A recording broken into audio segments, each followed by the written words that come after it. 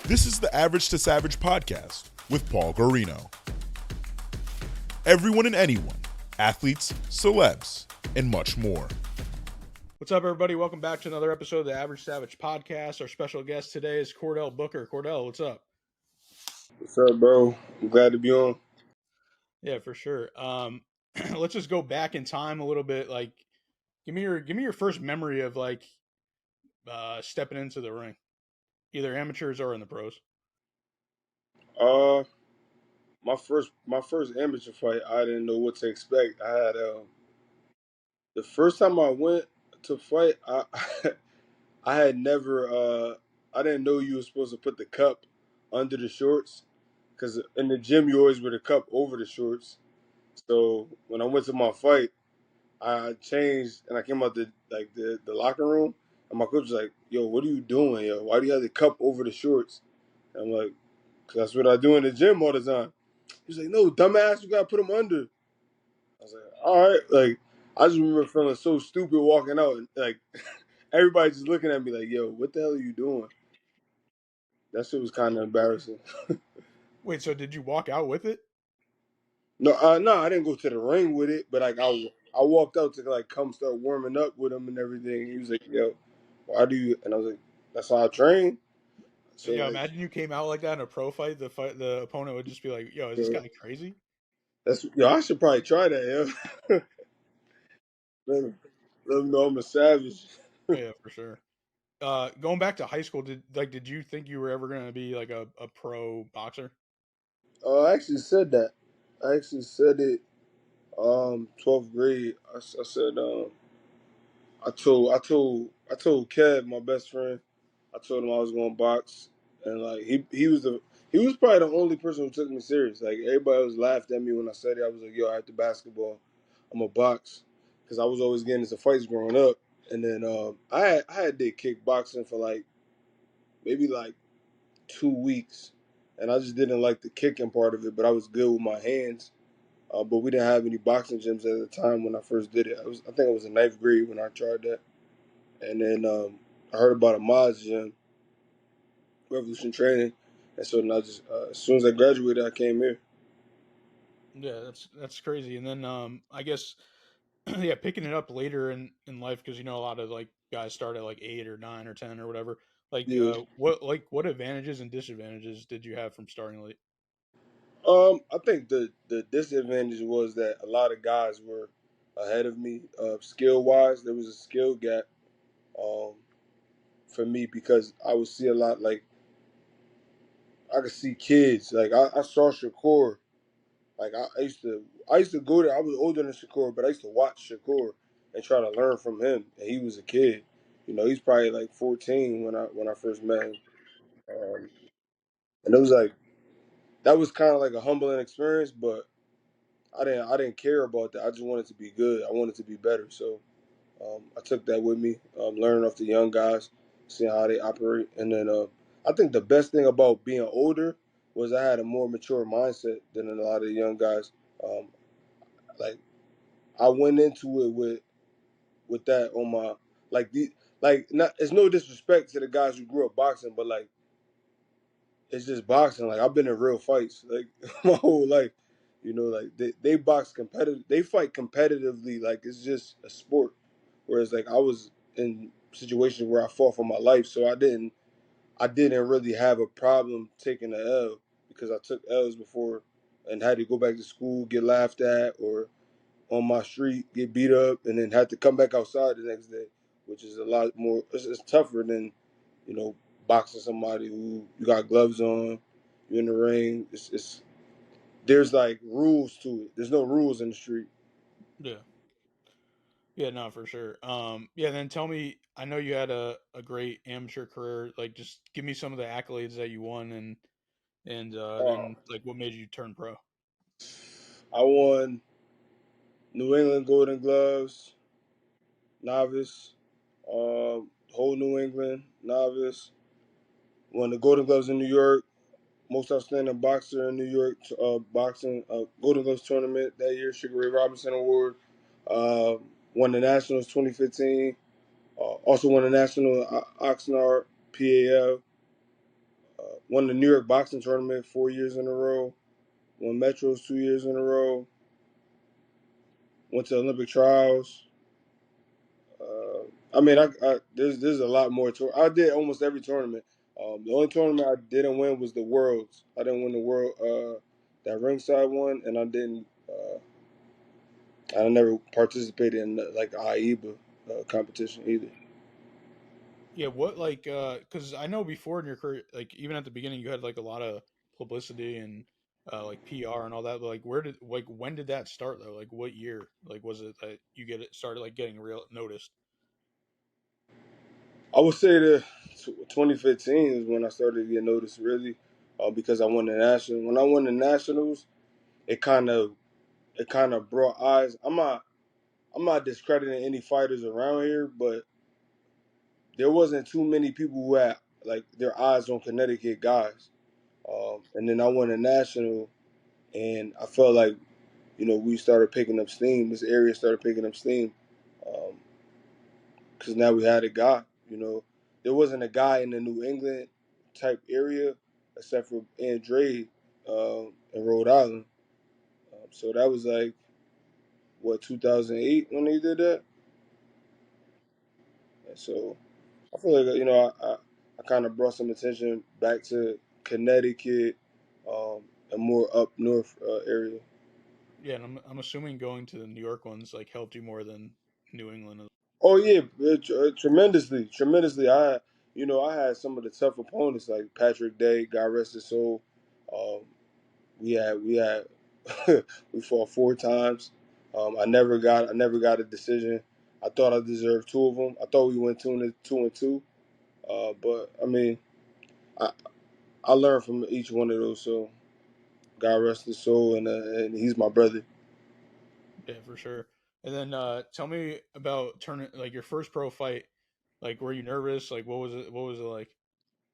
My first pro fight, I was actually excited. I mean, I'm always nervous every time I get in the ring because I just want to perform well. I want to make sure I do what I practice. So it's like nerves of like doing everything I was taught.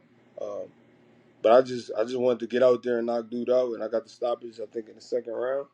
And I fought a guy who was 6'4", southpaw. my pro debut. Yeah, yeah, that's crazy. And you also been on a lot of like bigger cards on the PBC circuit and all that. What was that like to just be in the spotlight and on TV and big networks? Oh, it's dope. To be connected to Al Heyman, who's like a ghost to everybody in the business, and fight for him was amazing. I had amazing opportunities to just be able to be out there and show my skill set. He put me on TV in my fifth pro fight. I got to fight on Bounce as the not the co-main event. I was like the earlier bout. But then shortly thereafter, he got me on TV again with Juan Dion Hell fight. And then my best TV fight was the Wale Omatoso fight, where I was the co-main event for Austin Trout and Terrell Boucher. And that was in a moment that I never forget. I broke down on TV because I was just so happy because I know my life could have been. So to be on TV fighting, boxing, doing what I love, it was just a dream come true. Yeah, going into that, I know you tell it all the time, but give me like a brief summary of how you got the nickname the Gift. So the gift isn't about like arrogance. It's more about the the gift that I have to have a second chance. Um, Judge White gave me a second chance, and I vowed to myself, not to anybody else, to myself, like yo, I got a second chance. I ain't gonna mess it up, and I'm gonna help other people, other kids who are going through the same thing like me, to be able to like find something or have a mentor, whether it's me, Ahmed, anybody in the gym, outside of the gym, if I can help them, not go down the same path and throw their life away, because not everybody gets a second chance. So that's really my gift, is like being able to give back, relate to these kids. I relate to a lot of these kids who come here, and I think that's the best thing. That's the best part of this job, is being able to have the kids look at me with admiration and be able to say something to them, and it relate to them differently than their mom or dad. Yeah, for sure. Yeah, yeah. Kids. I feel like regardless, it's always like they don't want to listen to their parents. Not in like a negative way, but it's just like a kid thing. Yeah, just I mean, it's it's, And it's then always different then when as you you get give older, you're somebody. like, wow, my parents were right. Yeah, yeah. But nobody listened to him. I can't lie. I'm just like that. I'm a product of that. Yeah, no, for sure. I mean, as we get older, I mean, I know me and you had like some deeper talk sometimes, and it's just like you see all the stuff that that happens, and it's like what they told us, like what was gonna happen, or even just like going through life and having nieces and nephews and little siblings around and all that stuff. So who knows?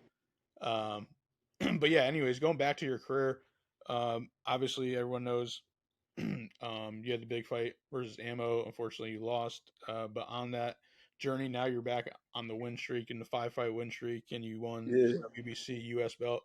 That was your first. I believe that was your first pro bout in general. So, what did that mean to you? Um. My my my first pro belt when I fought Ammo or the one that I won. Yeah, yeah, the one, no, WBC US belt. Uh. I mean, it was great. That was a great opportunity. To be able to like come back. Yeah, I felt like it was just redemption. I really want to fight him again. But to be able to knock off these things as I get back to that goal, um, it's like little goals along the way of that bigger goal of being world champion or just fighting. I just really want to fight him again. And then it's not for anybody else either. It's something that I want to do for myself, competitive wise, and just who I am as a fighter. Um, I know I wasn't me, and I need that back. Yeah, for sure. Now, speaking of that, I know you've been flown around both divisions, super welterweight and middleweight. Like what kind of fights? Like you just mentioned, you want the ammo rematch, but what other kind of fights do you want? Anybody at the top, I mean, there's no fighter that I won't. I mean, I can't fight Ian. That's it. That's my guy. I ain't fighting Ian. I'm not fighting Ian Green. But everybody else, like everybody who at the top, we got Johnny Beck, Shane Mosley, who's my guy, but I'll fight him. Um, uh, uh, um, Tyler Howard, who Ian beat. I want to fight him too. I want to fight Ammo. Um, Chris Eubank. What is it? Liam Smith, the one he just fought. That was that Liam Smith, one of the Smiths. He had fought twice. I'm here. I'm ready to fight any of those guys. Like yeah, Charlotte. It doesn't matter. Um, I just want to be able to get an opportunity to knock off the guys I need to get to those fights, or we could just get to those fights so we can see who's the better guy to go up for a world title. If they need somebody, if they feel like these guys are the best guys and they want to test them against top talent, or if they feel like I'm not top talent, then just fight me. Just fight me. Either way, just fight me. Yeah, no, for sure. I mean, like you said, now you're ranked in two divisions or two sanctioned bodies, and yeah, like I feel like the phone could ring at any point. Obviously, we've seen a lot recently too with withdrawals and people not passing tests, and then they had to find replacements and all that. So you never know in boxing. Yeah, I Um, might just get that call. yeah, and yeah. So June 15th is your next fight. Opponent being worked on. What should we expect? And yeah, I know you're headlining again for the third time. So what does that mean to you too, as to headline again in Connecticut at Mohegan? It means a lot to me to keep fighting at home, showing my face in Connecticut. I think a lot of people know who I am that I underestimated because sometimes when I walk out of the arena and I'm walking around, people are like, "Hey, what's up, champ? Can I take a picture with you?" And like I'm just not really used to that. Just people who I don't know asking to take a picture with me. So it's a cool feeling to be doing it at home in Connecticut. Um, I know it's kind of far from Stanford, but Connecticut is still my community, so it's cool to feel that way in my state. Yeah. Yeah, definitely. I gotta call out your boy. I forgot what his name was, but it was hilarious because he got a little too drunk and he thought Mike Kimball's boy was a fighter, and he had a like because you just brought it up and you were saying like Um, people were asking you for your picture. He asked yeah, for Mike Kimball's boy's picture because he thought he was on the card. It was hilarious. The guy yeah, that was talking that night about his glasses and his rings. yeah. That was my dude, man. He crazy, bro. He gave me my first dog too. My first dog. He gave me my first dog, baby. He was that's Sean. Shout out to Sean, man. That's my dude. What advice would you give to younger kids that want to be a pro boxer? You gotta just be dedicated to this. If you really want to be champ, if somebody gotta, you know, make you work out, somebody gotta hold your hand and have you train, then it's really not for you.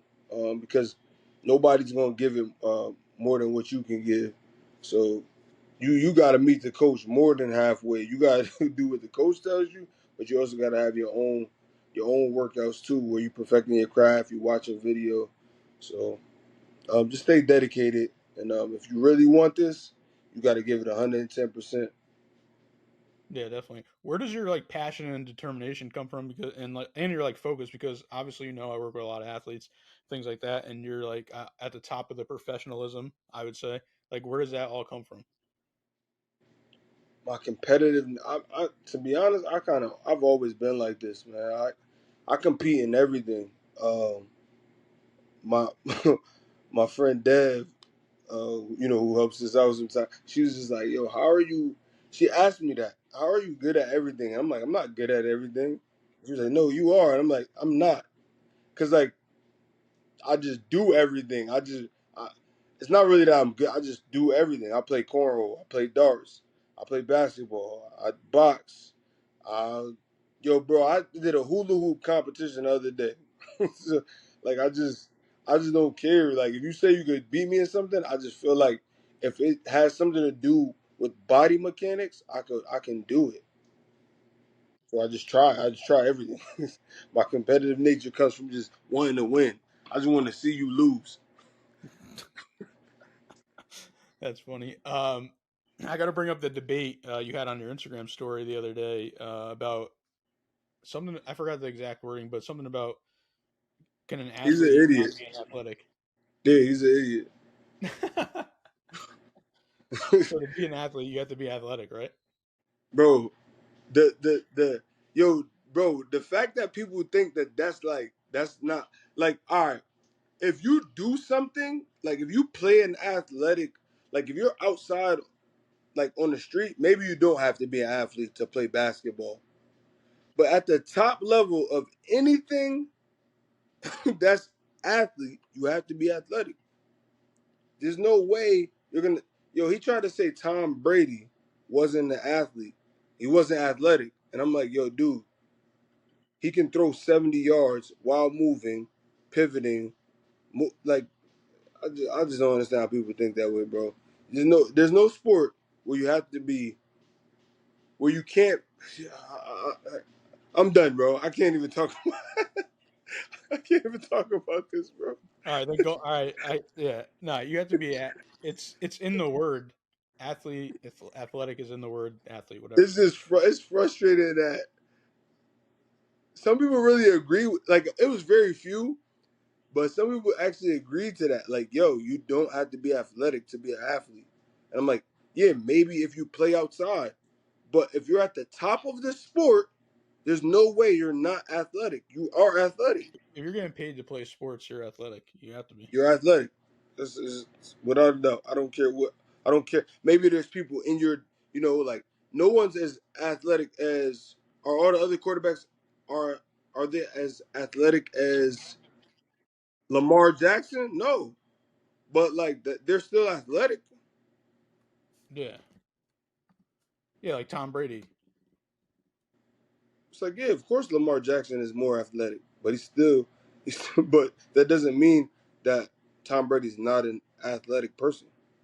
Yeah, for sure. All right, tell me a little bit about your social media fame. I'll say this, where your videos going viral. Like why did you start that, and how, like, which one was the first one that went? Bro, it just kind of popped overnight. But I was just posting. I just thought it was funny that this guy had so many losses, so I just talked about it. And it was like 2 o'clock in the morning when I did that. It was like 2 o'clock in the morning, and I'm like, "Yo, damn, why does this dude have 279 losses?" So then I just felt like people needed to know there was a guy with 279 losses. Like, bro, how did he get this? Like, I feel like the commission should have stopped him from boxing, but so I just shared it, and then I guess everybody else probably thought the same thing. Like, damn, is somebody with this many losses? Was that a guy from the UK? I, don't, I Christian Light, I think his name was, or Late Christian. Yo, because it was shocking. I remember a few of these guys because it's just like unbelievable that you kind of have to be really good to lose that many times, but still be able to like not be knocked out. Like you gotta have some type. Like of course you're not good enough to. I don't know, bro. Never mind. Never mind. Yeah, I get what you're saying. All right, let's go to some fun questions. Who would be your like dream rapper or singer to walk out with you, Dream rapper. I gotta say J. Cole, man. or celebrity? Cole. I don't know if you want to just like walk out with like a dope celebrity. Um, Celebrity. Damn. Celebrity. Probably like Denzel Washington, man. Denzel. Like he put out some of the best movies. Absolutely. He got to do the when he was in Training Day when when he told him he was gonna put cases all on him. Y'all gonna do this to me? Was that That's what what you you said got the to do. last fight afterwards, or the one before that? Probably, because that man, that was one of the best movies he ever did, acting wise. Yeah, for sure. What about kind of? I don't know if it's ever been done, but like, who would you do like a jersey swap with, where you would give them your trunks and they'd give you their jersey? LeBron James. LeBron James got it. Like he's. I know people argue about who's the best ever. I, they just to me it's just different. Like they're both number one. It's just different mentality. But I think they're tied for number one. One did it. One has more rings. One has more like accolades stat line. So it's just two different ways to be great. Yeah, that I mean, you could go on with that debate forever. Lit- Absolutely. Literally. What's your favorite cheat meal? I gotta say any like something with cheese. It gotta be like a cheese pizza, cheeseburger, macaroni and cheese, lasagna, fire. Anything that got like cheese in it. Cheesecake, Wait, have you everything. have you been to Modern Pepe's and Sally's? I went to Sally's. I don't know if I've been to other ones. No, you definitely ate Pepe's too. I did. Oh, that's the one that's in the Oh yeah, that's fire. And then But you gotta we gotta we gotta schedule a day. bro, that one is probably the most. Yo, it slap every time after I fight. But you gotta think about it. I be in camp, like I don't eat nothing really that have any seasoning, nothing. So every time after the fight, I go straight there, and it tastes like the best pizza in the world that day. So so I can't. I gotta eat it when I'm not after a fight. I gotta just go there one day and see if it's really still the same. All right, last one. Who would be your dream sponsor? Ooh, dream sponsor. Like what brand? Yeah. Bro, I'm going with 50 Cent. Like if it's not you in it. Like if it's just like if it's stars, if it's the if it's the vodka, if it's bro, if 50 Cent was promoting me, or like, you know what I mean? If I was sponsored by 50, just 50 Cent, there's no way I wouldn't be a star, bro. This dude can promote anything. Like he just trolls, and then he always drops whatever he's trying to promote, hashtags it, hashtag whatever. Bro, he's a genius. I would definitely become a star overnight if 50 Cent sponsored me. All right, so we're just gonna get some G Unit jumpsuits. I'm not wearing June or anything unless 50 sends it to me. Yeah, no, we're gonna wear some G Unit shit, and we're gonna carry around F and vodka and like whatever other shit Okay, we got. let's do it. All right, Cordell. Well, I appreciate you coming on, and could you let the listeners know where to follow you at? Yeah. You guys can follow me at the gift_7, or you can type in Chordale Booker on all platforms. I use my name on everything: Facebook, Twitter, Instagram, Threads. I'm on everything, right? Wait, last bonus question: Do you know if you're the only person named Cordell? Spelled the way I spell it. There was a Cordell Stewart. I think he played for Pittsburgh Steelers. Oh yeah. The way you Yeah, spell but it, he, yeah. Because he I was spelled like, it I different. remember when you first sent me your website and you had Cordell.com, and I was like, yo, how do you get Cordell.com? Like, that's crazy. Because there ain't no other. I've never seen anybody with my name, Chordale. That's it. I might be the only one on earth.